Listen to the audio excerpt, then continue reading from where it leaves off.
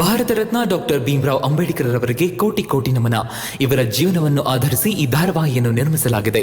ರಾಷ್ಟ್ರಕ್ಕೆ, ರಾಷ್ಟ್ರದ ಜನರಿಗೆ ಅಂಬೇಡ್ಕರರ ಕೊಡುಗೆ ಅಪಾರ.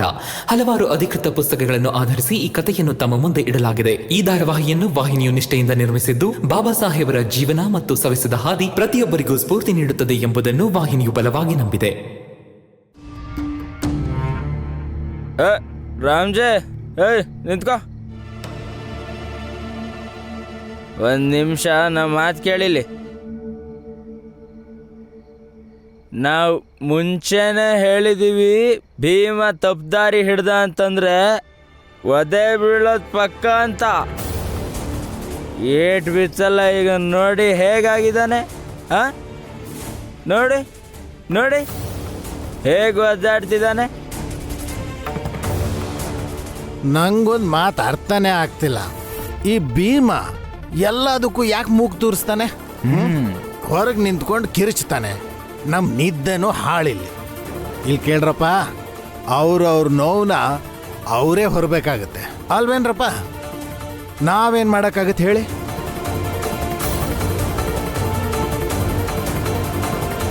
ಏನು ಮಾಡೋಕ್ಕಾಗಲ್ಲ ತಾನೆ. ಮಲ್ಕೋ ಹೋಗಿ. ಮತ್ತೆ ಯಾಕೆ ನಿಂತಿದ್ದೀರಾ? ಶಿಕ್ಷೆ ಕೊಟ್ಟಾಯ್ತಲ್ಲ, ಒಟಾರದಿಂದ ಹೊರಗಾಕಾಯ್ತಲ್ಲ. ಸುಮ್ಮನೆ ನಿಂತ್ಕೊಂಡು ಅವನ ಬಗ್ಗೆ ಮಾತಾಡೋದ್ರಿಂದ ಏನು ಪ್ರಯೋಜನ ಇಲ್ಲ ಇಲ್ಲಿ. ಹೋಗಿ ಹೋಗಿ ಮಲ್ಕೊಳ್ಳಿ. ಮಾವ, ಭೀಮ್ ಭಾವನ್ನ ಒಬ್ರನ್ನ ಬಿಡೋದ್ ಸರಿ ಇಲ್ಲ ಅನ್ಸುತ್ತೆ. ನಾವು ಭೀಮ್ ಭಾವನ್ ಹತ್ರನೇ ಇದ್ದಿದ್ರೆ ಅವ್ರಿಗೂ ಸ್ವಲ್ಪ ಧೈರ್ಯ ಬರ್ತಿತ್ತು. ಲಕ್ಷ್ಮಿ, ಭೀಮ್ರಾವ್ ಸರಿ ಇಲ್ಲ ಅಂತಾನೆ ಹೊರಗೆ ಕೂರ್ಸಿರೋದು ಅವನನ್ನ. ಅರ್ಥ ಆಯ್ತಾ? ಸರಿ ಇಲ್ಲ ಅನ್ಸುತ್ತಂತೆ, ನಮ್ಗೆ ಹೇಳಕ್ ಬರ್ತಾಳೆ. ರಾಘಣ್ಣ, ಭೀಮಂಗ್ ಧೈರ್ಯ ತುಂಬಕ್ಕ ಅವ್ರ ಮನೆಯವ್ರು ಹೊರಗಿದ್ರೆ ನಿಂಗೇನ್ ನೋವು? ದಿನೇ ದಿನೇ ನಿಮ್ಮ ಆಲೋಚನೆ ಕೀಳಾಗ್ತಾ ಹೋಗ್ತಿದೆ. ಮುಚ್ಬಾಯ್. ಜಾಸ್ತಿ ಆಯ್ತು ಯಾಕೋ ನಿಂದು. ನಮಗೇನು ಮಾಡಬೇಕು ಅನ್ನಿಸ್ತದ ಹಂಗೆ ಇರ್ತೀವಿ, ತಿಳಿತಾ?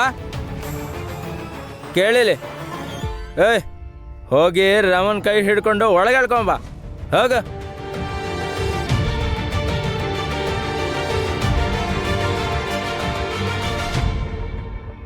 ಅವ್ರ್ಯಾಕೆ ಹೋಗ್ಬೇಕು? ನೀವೇ ಹೋಗಿ. ಭೀಮರಾವನ್ನ ಹೊರಗೆ ಹಾಕಿರೋದು ಹಾಗಂತ ಗಂಡ ಹೆಂಡ್ತಿನ ದೂರ ಮಾಡ್ಬೇಕು ಅಂತಲ್ಲ. ಈ ವಠಾರದ ನಿಯಮಗಳೆಲ್ಲ, ಗಂಡ ಹೆಂಡ್ತಿ ಸಂಬಂಧದ ಮುಂದೆ ನಿಮ್ಮಂಥವ್ರ ದಬ್ಬಾಳಿಕೆಗಳೆಲ್ಲ ತುಂಬಾ ಚಿಕ್ಕದು.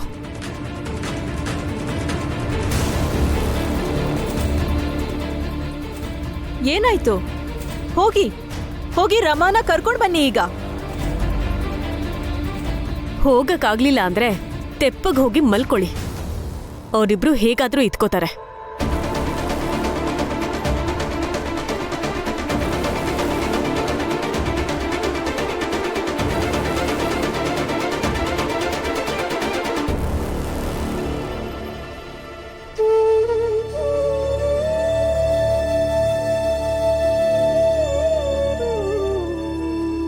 ಸಮಾಧಾನ ಮಾಡ್ಕೊಳ್ಳಿ. ಹೇಗೆ ಸಮಾಧಾನ ಮಾಡ್ಕೊಳ್ಳಿ ರಮ? ಹೇಗೆ ಶಾಂತವಾಗಿರ್ಲಿ? ಒಳಗಿಂದ ನಾನು ಹೇಗೆ ಬೆಂದು ಹೋಗ್ತಿದ್ದೀನಿ ಅಂತ ನಿನಗೆ ನಾನು ಹೇಗೆ ಹೇಳಿ? ಸಂಕಟ ಆಗ್ತಾ ಇದೆ.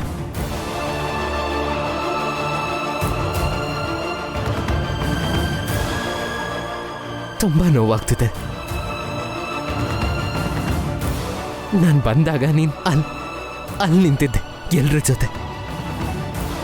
ನನ್ನ ಮಾತು ಕೇಳೋದಕ್ಕಾಗ್ಲಿ, ಅರ್ಥ ಮಾಡ್ಕೊಳ್ಳೋದಕ್ಕಾಗ್ಲಿ ನಿನಗಿಷ್ಟ ಇರಲಿಲ್ಲ. ನಮ್ಮ ಜಾತಿಯ ಒಬ್ಬ ದುರದೃಷ್ಟನ ಕಥೆಯನ್ನ ಕೇಳ್ಕೊಂಡು ಬಂದಿದ್ದೆ.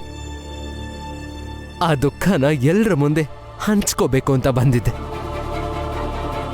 ಆತನ ಕಥೆ ಏನೋ, ಆತನಿಗಾಗಿರೋ ಅನ್ಯಾಯ ಏನೋ ಅಂತ ಎಲ್ಲರೂ ಕೇಳಬೇಕಿತ್ತು ಅಂತ. ಕೇವಲ ಅವ್ರು ಒಬ್ಬರೇ ಅಲ್ಲ, ನಮ್ಮ ಜಾತಿಯಲ್ಲಿರೋ ಯಾವುದೋ ಒಬ್ಬ ಮುಗ್ಧನಿಗೆ ಪ್ರತಿನಿತ್ಯ ಈ ರೀತಿ ಅನ್ಯಾಯಗಳು ನಡೆಯುತ್ತೆ. ಪ್ರತಿಯೊಬ್ಬರ ಹತ್ರನೂ ಇಂಥ ಕಥೆಗಳಿರುತ್ತೆ. ಆದ್ರೆ ಅದೆಲ್ಲದಕ್ಕಿಂತ ಮುಖ್ಯ ಏನು ಅಂದ್ರೆ, ಎಲ್ಲರ ಮಾತನ್ನ ನಾನು ಕೇಳದೆ ನಾನು ಹೋಗಿ ಪೂರ್ಣ ಅವರನ್ನ ಜೈಲಲ್ಲಿ ಭೇಟಿ ಮಾಡಿದೆ ಅನ್ನೋದು. ನೀನು ಕೂಡ ಅವ್ರ ಜೊತೆ ಸೇರಿದ್ದೆ ತಾನೆ? ಅಲ್ಲಷ್ಟು ಜನ ಇದ್ರು ನನಗೆ ವ್ಯತ್ಯಾಸ ಆಗ್ಲಿಲ್ಲ. ಆದ್ರೆ ನೀನೊಬ್ಳು ನಿಂತಿದ್ ವ್ಯತ್ಯಾಸ ಆಯ್ತು ರಮ್ಮ. ನೀನಾದ್ರೂ ನನ್ನ ಜೊತೆ ಇರ್ತೀಯ ಅನ್ಕೊಂಡಿದ್ದೆ. ಅಲ್ಲೇನಾಯ್ತೋ ಕೇಳ್ತೀಯ ಅನ್ಕೊಂಡಿದ್ದೆ. ಇಲ್ಲ, ಅವರೆಲ್ಲ ಅಲ್ಲಿ ಮಾತಾಡ್ತಿದ್ರು, ನೀನು ಅದನ್ನು ಕೇಳಿಸ್ಕೊಂಡು ನಿಂತಿದ್ದೆ. ಒಂದು ಸಲನಾದ್ರೂ ಅವ್ರ ಮುಂದೆ ಅವನ ಕತೆ ಏನು, ಅವನಿಗಾಗಿದ್ದ ಅನ್ಯಾಯ ಏನು ಅಂತ ಕೇಳಿದ್ಯಾ ನೀನು? ಒಂದು ಸಲನೂ ಕೇಳಲಿಲ್ಲ ರಮ್ಮ.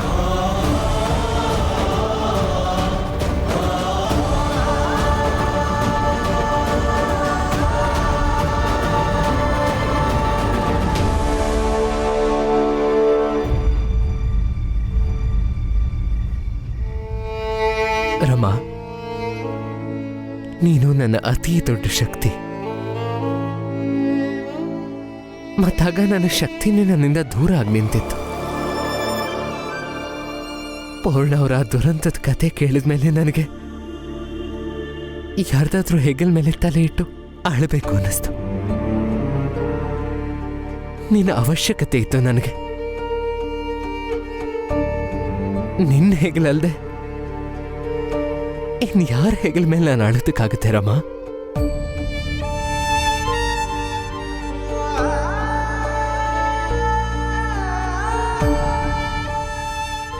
ನನ್ನ ಕ್ಷಮಿಸ್ಬಿಡಿ. ನಾನು ತುಂಬಾ ದೊಡ್ಡ ತಪ್ಪು ಮಾಡ್ಬಿಟ್ಟೆ.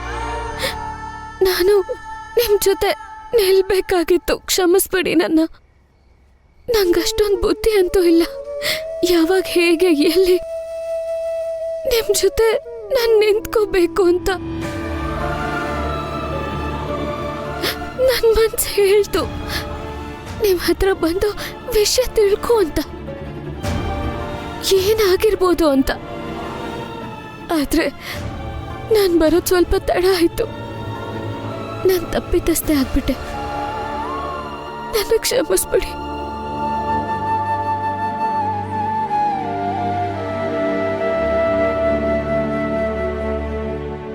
ನಿಂದು ಯಾವುದೇ ತಪ್ಪು ಇಲ್ಲ ರಮ್ಮ. ಬಹುಶಃ ನಾನೇ ನಿನ್ನಿಂದ ಹೆಚ್ಚು ನಿರೀಕ್ಷೆ ಮಾಡ್ತಿದ್ದೆ ಅನ್ಸುತ್ತೆ. ಅದಕ್ಕೆ ನನಗೆ ಬೇಜಾರಾಯಿತು. ನೀನು ಬಂದೆ, ಏನಾಯ್ತು ಅಂತ ಕೇಳೋದಕ್ಕೆ ಬಂದೆ.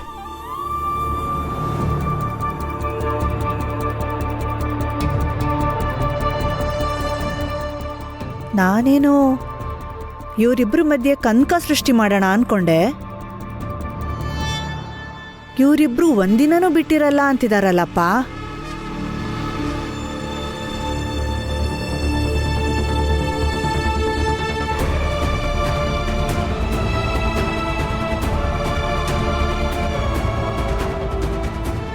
ನಾನು ಹೋಗ್ಬರ್ತೀನಿ. ಆಮೇಲೆ ಪೂರ್ಣ ಅವ್ರ ಬಗ್ಗೆ ಹೇಳಿ.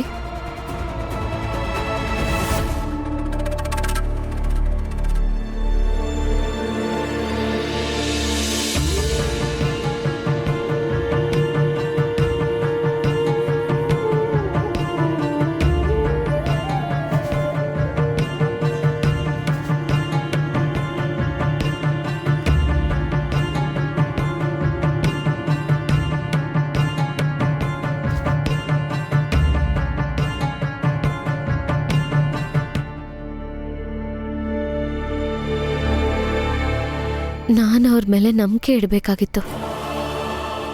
ತಪ್ಪು ಮಾಡಿಬಿಟ್ಟೆ ನಾನು. ತುಂಬ ದೊಡ್ಡ ತಪ್ಪು. ಇನ್ಮೇಲೆ ತಪ್ಪಾಗಿ ಯೋಚನೆನೇ ಮಾಡಬಾರ್ದು. ಅವ್ರು ಸರಿನೋ ತಪ್ಪೋ ಅಂತ. ಅವ್ರನ್ನ ಪೂರ್ತಿಯಾಗಿ ನಂಬಬೇಕು. ನಾನವ್ರ ಹೆಂಡತಿ. ನಾನೇ ನಂಬಲಿಲ್ಲ ಅಂದರೆ ಈ ಜಗತ್ತಲ್ಲಿ ಇನ್ಯಾರು ನಂಬ್ತಾರೆ ಅವ್ರನ್ನ?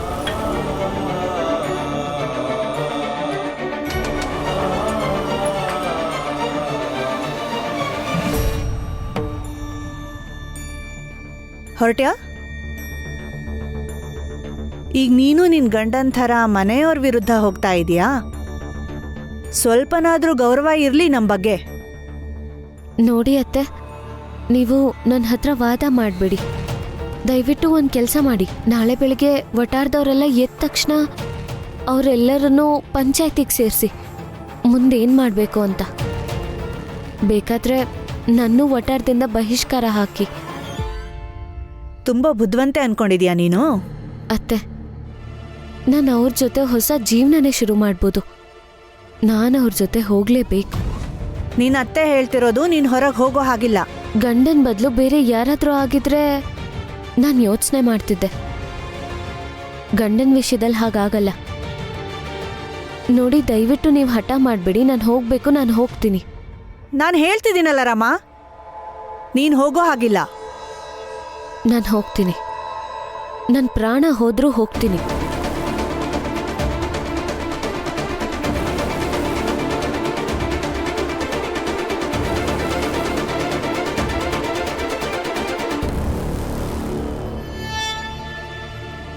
ಕೋಲಲ್ಲಿ ಹೊಡೆದು ಪ್ರಜ್ಞೆ ತಪ್ಪೋ ಹಾಗೆ ಮಾಡ್ತೀನಿ.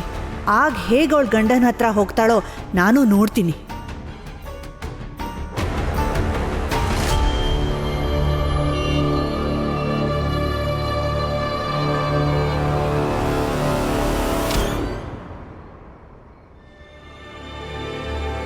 ವಾವ್ ಜಿಜಾಬಾಯ್, ವಾಹ್. ಏನು ಹೇಳಿದೆ ನಿಂಗೆ? ಇಷ್ಟೊಂದು ಕೀಳು ಮಟ್ಟ ಕಿಳಿಯೋದಾ? ಆದರೆ ಒಂದು ಮಾತು ಮಾತ್ರ ಹೇಳ್ತೀನಿ, ನಾನು ಇರೋವಾಗಲೇ ನನ್ನ ಸೊಸೆಗೆ ಯಾರಾದರೂ ಹಿಂದೆಯಿಂದ ಹೊಡೆಯೋದಕ್ಕೆ ನೋಡ್ತಾರೆ ಅಂದರೆ ಅದು ನನ್ನ ಹೆಂಡತಿಯಿಂದ ಮಾತ್ರ ಸಾಧ್ಯ.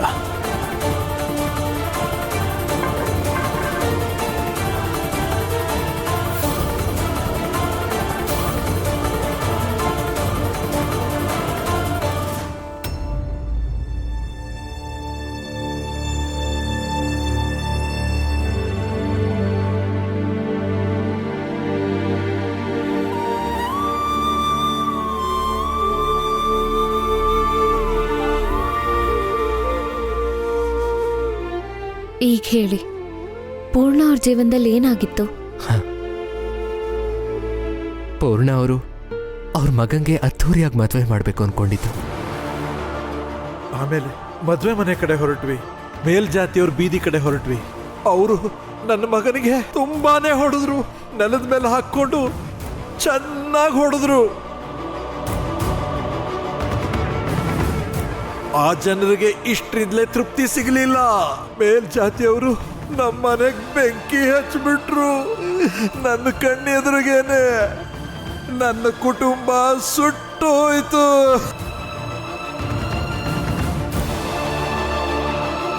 ಸಾಕ್ಷಿ ಹೇಳಕ್ ಬಂದ್ ನಮ್ಮ ಅಕ್ಕಪಕ್ಕದವ್ರು ಬಾಯಿ ಮುಚ್ಚಿಸಿದ್ರು. ನಾನೇ ನನ್ನ ಸೊಸೆನ ಮನೆಯವ್ರನ್ನೆಲ್ಲ ಸುಟ್ಟು ಭಸ್ಮ ಮಾಡಿಬಿಟ್ಟೆ ಅಂತ ನನ್ನ ವಿರುದ್ಧನೇ ಸಾಕ್ಷಿ ಹೇಳ್ಸಿದ್ರು.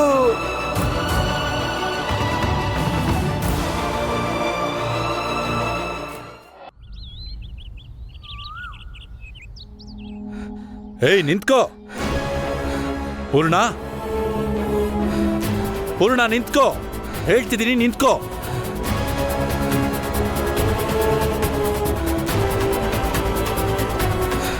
ಪೂರ್ಣ ನಿಂತ್ಕೋ, ನಿಂತ್ಕೋ ಅಂದೆ.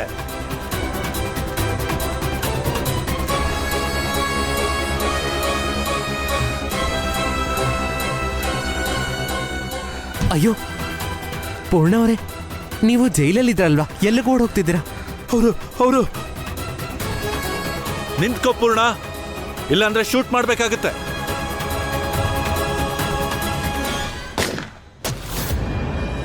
ಪೂರ್ಣ ಅವರೇ,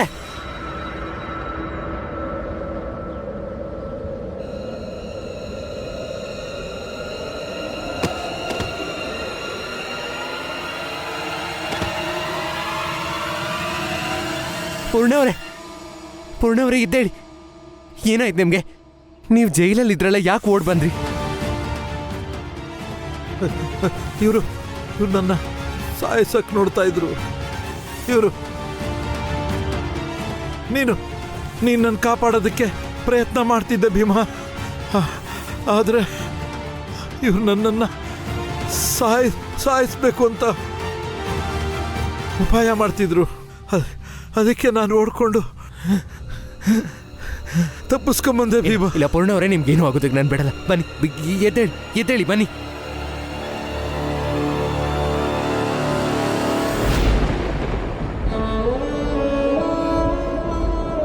ಪೂರ್ಣವ್ರೆ ಎದ್ದೇಳಿ, ಪೂರ್ಣವ್ರೆ.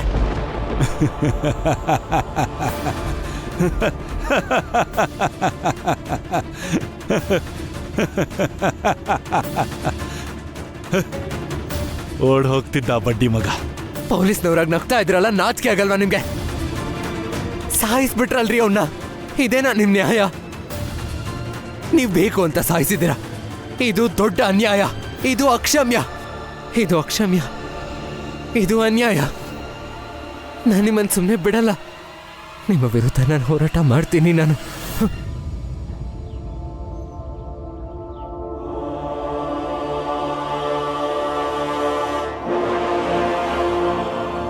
ನಾನೀಗ್ಲೇ ಹೋಗ್ಬೇಕು. ನಾನೀಗ್ಲೇ ಹೋಗ್ಬೇಕು. ಎಲ್ಲಿಗೆ? ಯಾಕೆ? ಏನಾಯ್ತು? ಎಲ್ಲಿಗೆ ಹೋಗ್ಬೇಕು? ನೀವಿಲ್ಲೇ ಇರಿ, ನಾನು ನೀರ್ ತಗೊಂಬರ್ತೀನಿ. ಸ್ನಾನ ಮಾಡ್ಕೊಳ್ಳಿ, ಆಮೇಲೆ ಕೆಲ್ಸಕ್ಕೆ ಹೋಗ್ಬೇಕಲ್ಲ. ಇಲ್ಲ ಇಲ್ಲ ಇಲ್ಲ ರಾಮ, ನಾನು ಈಗಲೇ ಹೋಗಿ ವಕೀಲರು ನೋಡ್ಬೇಕು. ಪೂರ್ಣ ಅವ್ರನ್ನ ನೋಡ್ಬೇಕು, ಅವ್ರಿಗೆ ಸಹಾಯ ಮಾಡ್ಬೇಕು. ಇಲ್ಲ ಅಂದ್ರೆ ಕೆಟ್ಟ ಕನ್ಸ್ ಬಿದ್ದಿರ್ಬೇಕು ನಿಮ್ಗೆ ಅನ್ಸುತ್ತೆ. ಹೌದು, ನನಗೆ ಕೆಟ್ಟ ಕನ್ಸ್ ಬಿತ್ತು. ಆದ್ರೆ ಅದು ಯಾವುದೇ ಸಮಯದಲ್ಲೂ ನಿಜ ಆಗ್ಬೋದು ರಮ್ಮ. ನನ್ನ ಹತ್ರ ಸಮಯ ಇಲ್ಲ ರಮ್ಮ. ನಾನು ಹೊರಡ್ಬೇಕು.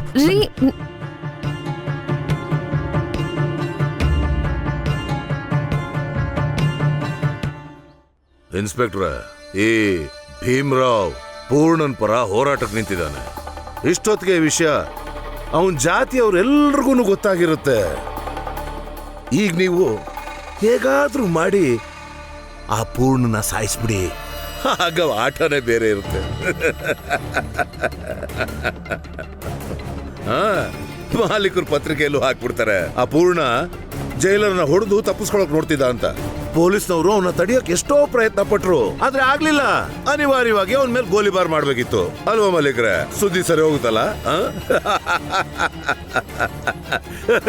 ತಪ್ಪು ಮಾಡ್ತಾ ಇದ್ದೀರಾ ಸರ್.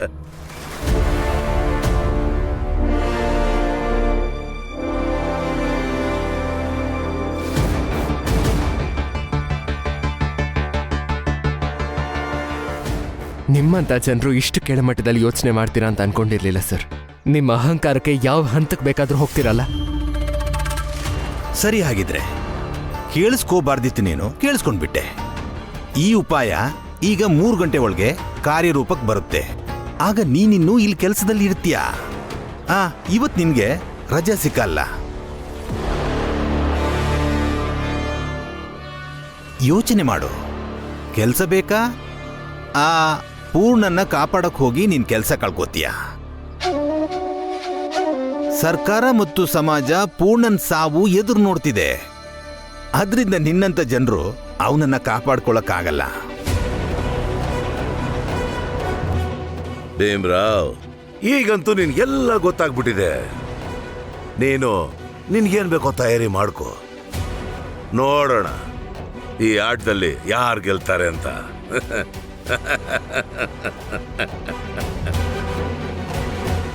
ಜೊತೆಗೆ ಭೀಮಾ, ಈ ಸಲ ನಿನಗೆ ಕಷ್ಟ ಆಗ್ಬೋದು. ಈಗ ಯಾವ ದಾರಿನ ನೀನು ಆರಿಸ್ಕೋತೀಯ? ಒಂದು ಕಡೆ ನಿನ್ನ ಹೊಟ್ಟೆಪಾಡಿದೆ, ಇನ್ನೊಂದು ಕಡೆ ನಿನ್ನ ಸಿದ್ಧಾಂತ. ಸಿದ್ಧಾಂತಕ್ಕಿಂತ ದೊಡ್ಡದು ಇನ್ಯಾವುದೂ ಇಲ್ಲ ಸರ್. ಅನ್ನ ಹಸುವನ್ನೇನೋ ನೀಗ್ಸುತ್ತೆ ಸರ್, ಆದರೆ ಸಿದ್ಧಾಂತಗಳಿಂದ ಮನ್ಸಿಗೆ ನೆಮ್ಮದಿ ಸಿಗುತ್ತೆ. ಒಂದು ವೇಳೆ ನನ್ನ ಮುಂದೆ 2 ದಾರಿ ಇದ್ದು ಕೆಲಸ ಉಳಿಸ್ಕೋತೀವೋ ಅಥವಾ ಪೂರ್ಣ ಅವ್ರಿಗೋಸ್ಕರ ಹೋರಾಡ್ತೀವೋ ಅಂತ ಕೇಳಿದ್ರೆ ಖಂಡಿತವಾಗ್ಲೂ ನಾನು ಪೂರ್ಣ ಅವ್ರ ಪರವಾಗಿ ನಿಲ್ತೀನಿ. ಯಾಕಂದ್ರೆ ನಾನು ಕೆಲಸ ಬಿಟ್ಟರು ನನ್ನ ಮನೆಯಲ್ಲಿ ಸಂಪಾದನೆ ಮಾಡೋದಕ್ಕೆ ಬೇರೆಯವರಿದ್ದಾರೆ. ಅವ್ರ ಸಂಪಾದನೆಯಿಂದ ಮನೆಯವ್ರ ಹೊಟ್ಟೆ ತುಂಬಿಸ್ಬೋದು. ಈ ಕೆಲಸದಲ್ಲಿ ಇದ್ರೂ ನಾನು ಬದುಕಬಲ್ಲೆ, ಒಂದು ವೇಳೆ ಈ ಕೆಲಸ ಬಿಟ್ಟರೂ ನಾನು ಚೆನ್ನಾಗಿ ಬದುಕಬಲ್ಲೆ. ಆದರೆ ನಾನು ಪೂರ್ಣ ಅವ್ರ ಜೊತೆ ನಿಲ್ಲಿಲ್ಲ ಅಂದ್ರೆ ಅವ್ರು ಒಬ್ಬಂಟಿಯಾಗಿ ಹೋಗ್ತಾರೆ. ಆದ್ರಿಂದ ನಾನು ಅವ್ರ ಪರವಾಗಿ ಹೋರಾಡ್ತೀನಿ. ನಿಮ್ಮ ಕೆಲಸ ನನಗೆ ಬೇಕಾಗಿಲ್ಲ.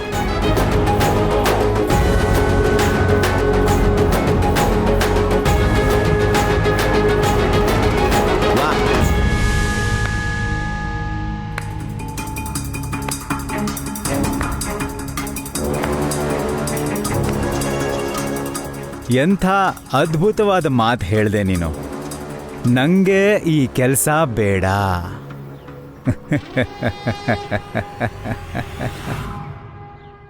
ಭೀಮಾ ಹೇಳಿದ್ನ ಇಲ್ಲೋ ಅವನು ಎಲ್ಲಿ ಹೋಗ್ತಿದ್ದಾನೆ ಅಂತ? ಇಲ್ಲ ಮಾವ, ಏನೂ ಹೇಳಲಿಲ್ಲ. ನಾನು ಹೋಗ್ಬೇಕು ಅಂತ ಹೇಳಿ ಹೊರಟೇ ಬಿಟ್ರು. ಬಹುಶಃ ಯಾವುದೋ ಕೆಟ್ಟ ಕನ್ಸು ಬಿದ್ದಿರ್ಬೇಕು ಅವ್ರಿಗೆ. ರಮಾ, ಭೀಮ ಪೂರ್ಣನ್ ನೋಡ್ಕೊಂಡು ಬಂದಾಗಿಂದ ಹಗಲು ರಾತ್ರಿ ಅವನ ಬಗ್ಗೆನೇ ಯೋಚನೆ ಮಾಡ್ತಾ ಇದ್ದ. ಖಂಡಿತ ಅವನಿಗೋಸ್ಕರನೇ ಎಲ್ಲೋ ಹೋಗಿರ್ತಾನೆ. ಹಾ, ಅವ್ರ ಬಗ್ಗೆನೇ ಬರ್ತಿರ್ಬೇಕು. ಹಾಗೆ ಪೂರ್ಣ ಅವ್ರಿಗೇನಾಯ್ತೋ ತುಂಬಾ ಕೆಟ್ಟದೇ ಆಗಿದೆಯಲ್ಲ. ಹಾ, ನೀನು ಹೇಳಿದ್ಮೇಲೆ ನನಗೂ ಹಾಗೆ ಅನಿಸ್ತಾ ಇದೆ. ತುಂಬಾನೇ ಕೆಟ್ಟದಾಗಿ ನಡ್ಕೊಂಡಿದ್ದಾರೆ. ಆದರೆ ಅದಕ್ಕಿಂತ ಕೆಟ್ಟದಾಗಿರೋದು ಈ ಸಮಾಜ, ಈ ವ್ಯವಸ್ಥೆ ಕೂಡ. ಆದರೆ ಭೀಮ ಒಬ್ಬನ ಈ ವ್ಯವಸ್ಥೆ ವಿರುದ್ಧ ಹೋರಾಡೋದಕ್ಕೆ ಆಗಲ್ಲ. ಭೀಮನಿಗೆ ಅರ್ಥ ಆಗ್ತಾ ಇಲ್ಲ. ಹಾಗೆ ನಾನು ಅವನಿಗೆ ಅರ್ಥನೂ ಮಾಡ್ಸಕ್ಕಾಗ್ತಾ ಇಲ್ಲ. ಈ ಹೋರಾಟಕ್ಕೆ ಭೀಮನ ಒಬ್ಬನ ಕೈಯಿಂದ ಸಾಧ್ಯ ಆಗಲ್ಲ ರಮ. ಸರ್ಕಾರ ಏನು ಬೇಕಾದರೂ ಮಾಡ್ಬೋದು. ಹಾಗೆ ಭೀಮ ಸರ್ಕಾರದ ವಿರುದ್ಧ ಒಬ್ಬನೇ ಹೋರಾಡಕ್ಕಂತ ಆಗಲ್ಲ. ಮಾವ, ಅವರು ಹೋರಾಡಕ್ ನಿರ್ಧಾರ ಮಾಡಿದ್ದಾರೆ. ಈಗ ನಾವು ನಮ್ ಯೋಚನೆನೇ ಬದಲಾಯಿಸ್ಕೊಳ್ಳೋಣ. ಇವ್ರ ಸರ್ಕಾರದ ವಿರುದ್ಧ ಏನ್ ಮಾಡ್ತಾರೆ ಅಂತ ಯೋಚನೆ ಮಾಡೋದ್ ಬೇಡ, ಇದನ್ ಯೋಚಿಸೋಣ. ಸರ್ಕಾರ ಮತ್ತೆ ನಿಮ್ ಮಗನ್ ಮಧ್ಯೆ ಹೋರಾಟ ಆದ್ರೆ ಆಗೇನ್ ಮಾಡೋದು ಅಂತ.